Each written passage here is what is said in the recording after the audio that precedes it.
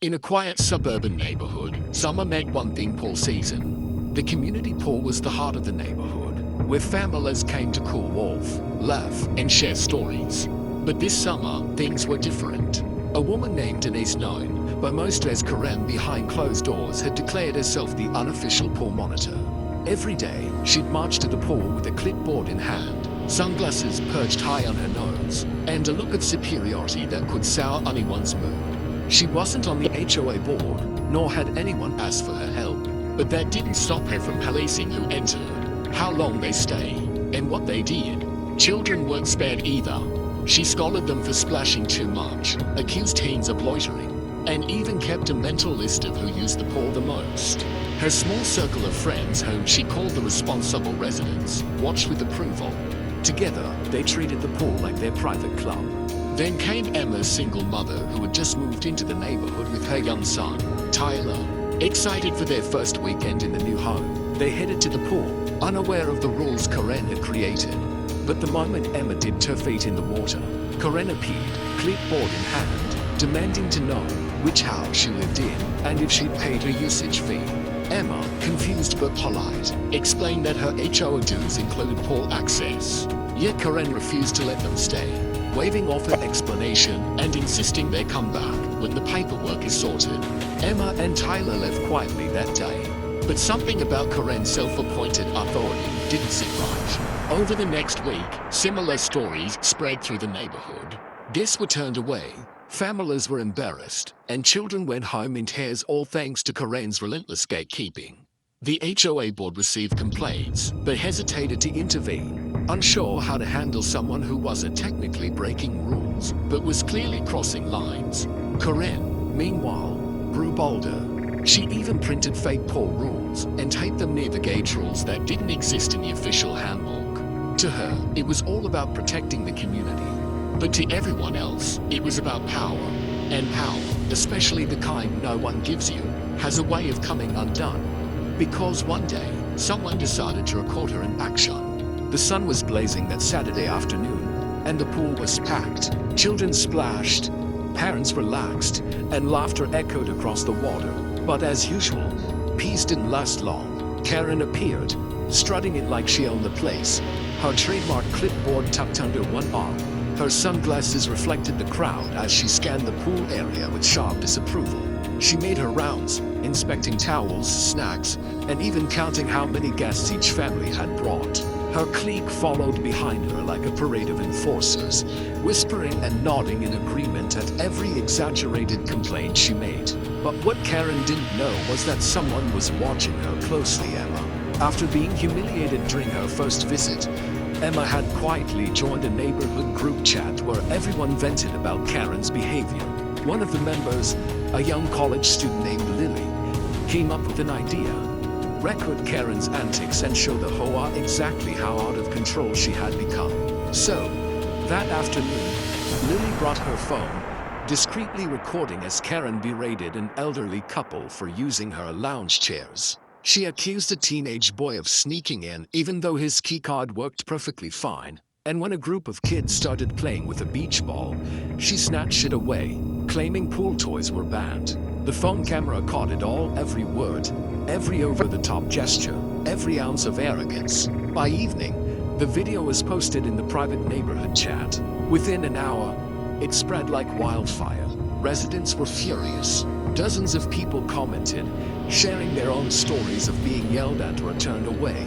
Someone even found out that Karen had no HOA authority at all. She wasn't on the board, never had been, and had no right to enforce anything. That night, the HOA president's inbox was flooded with complaints. The next morning, he called an emergency meeting. For the first time, the board decided to formally investigate Karen's behavior. They requested security footage, witness statements, and access to her so-called rules. But before the HOA could even release a statement, the video escaped the neighborhood chat. One resident shared it on social media, captioned, "Local Karen thinks she owns the pool." Within 24 hours, it had over 300,000 views. The comment section exploded with outrage and laughter. People from across the country mocked her self-importance. The internet had officially crowned her Pool Karen. Meanwhile, Karen had no idea the world was watching. She strutted back to the pool the next day as if nothing had happened, completely unaware that karma was already on its way. By Monday morning, the calm suburban neighborhood had turned into a storm of whispers. Phones buzzed, messages poured in, and everyone seemed to be talking about one thing: the viral Pool Karen video. Some residents found it hilarious. Others were embarrassed that their community had become internet famous for all the wrong reasons. Karen, however, remained blissfully unaware. She strutted around her home, sipping coffee and planning her next inspection.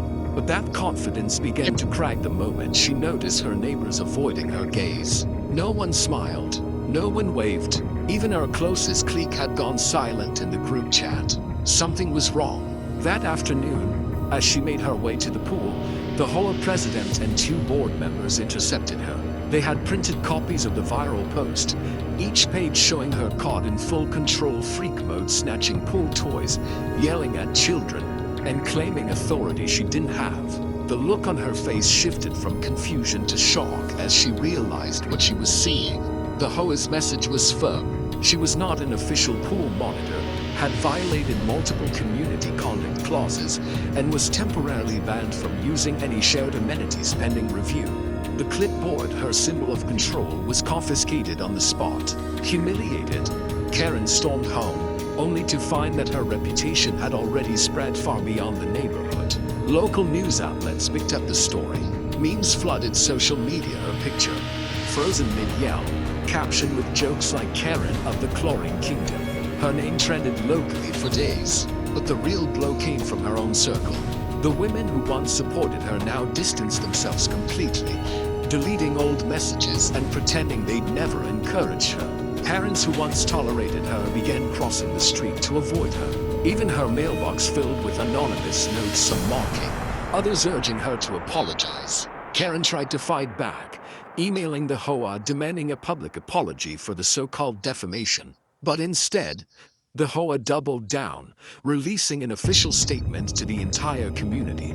It clearly stated that the woman in the viral video had no authority, had violated HOA rules, and was prohibited from enforcing or creating any regulations. For Karen, the silence that followed was unbearable. The same pool that once felt like her throne now stood as a reminder of her downfall.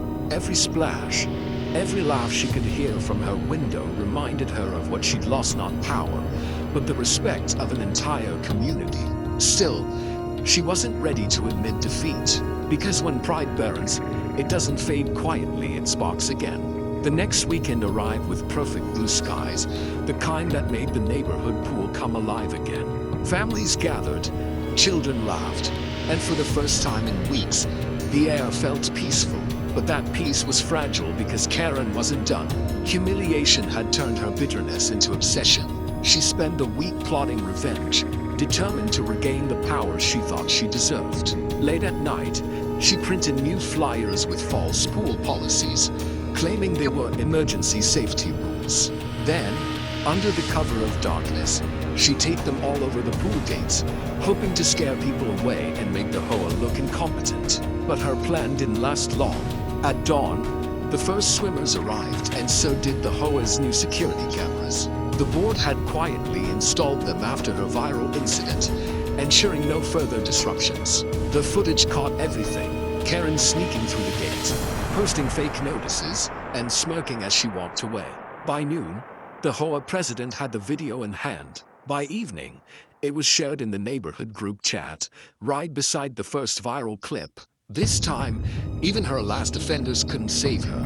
The HOA issued a final notice: Karen was fined heavily for vandalizing community property and banned from all HOA facilities for the remainder of the year. Any further interference would result in legal action. Her clipboard days were officially over. But the real karma came when a popular local influencer, who lived just a few streets away, picked up her story. They created a video titled "The Pool Karen Returns." You won't believe what she did next. It quickly went viral, surpassing 1 million views in 3 days. Commenters flooded in with disbelief, laughter, and mockery. Her face became the internet's newest meme, symbolizing petty control gone wrong. Neighbors began recognizing her in grocery stores, Parents whispered when she passed by. Delivery drivers chuckled as they dropped off packages. Her once perfect suburban life now felt like a spotlight she couldn't escape. Eventually, Karen stopped leaving her house altogether. The pool, once her kingdom, now echoed with the joy of the very people she tried to control.